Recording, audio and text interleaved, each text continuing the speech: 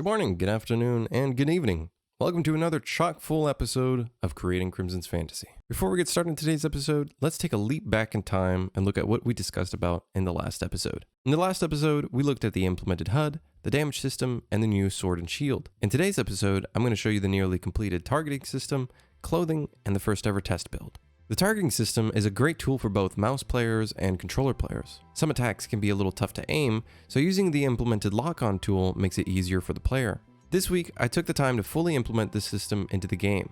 Before, we only had it targeting a single dummy as a test, and it was missing a few quality of life features. When in combat mode, you now have a small crosshair showing where you'll be attacking. This crosshair is also used for enemies that are locked onto. This is a great way to show you who you're targeting in an effective way, and also allows players that don't want to use the targeting system to aim attacks. The targeting system is relatively straightforward. You aim at a nearby enemy and you can either press the right thumbstick button or the middle mouse button to lock onto them. From there, you can scroll wheel up or down to change enemy focus if there's multiple enemies in front of you. The controller can also change targets simply by moving the thumbstick left or right. This week, I took a leap of faith into properly completing the base characters. So far, the characters look pretty nice in game, especially with cell shading applied. I even went ahead and textured the characters so they have undergarments. What I specifically did is I added some geometry to the characters so that they bend a bit better, especially in joints like the elbows and fingers. Then I UV unwrapped them and added undergarments as textures. From there, I thought about testing out some clothing and seeing how hard it would be to make the clothing stick to the character's skeleton. In the past, this process was terrifying and complicated to me. But using my newfound tools that I got, the AutoRig Pro plugin, the process took under 10 minutes. That actually worked way better than I thought it would. I'm gonna be honest, this got me hyped up for equipment implementation.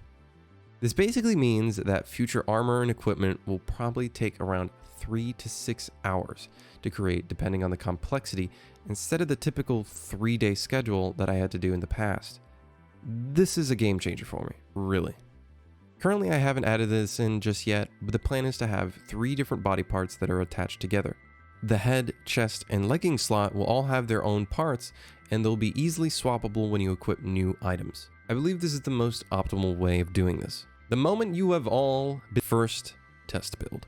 In this test build, you can run around, attack things, and access the interface. I've always believed in testing games as soon as possible.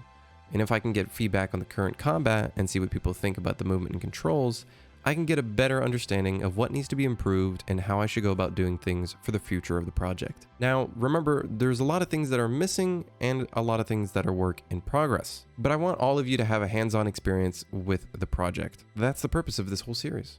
You can download the game right now by going down in the description and clicking on the link for Game Jolt. Let me know what you think. I hope you enjoyed today's episode. If you did, leave a like and subscribe. Like I talked about in the last episode, I'm still on a hiatus, so I'm not able to stream, but I'd love to have you in the Discord so you can hang out and talk with us. I'm probably going to be in there for a little bit. See you in the next episode for even more development.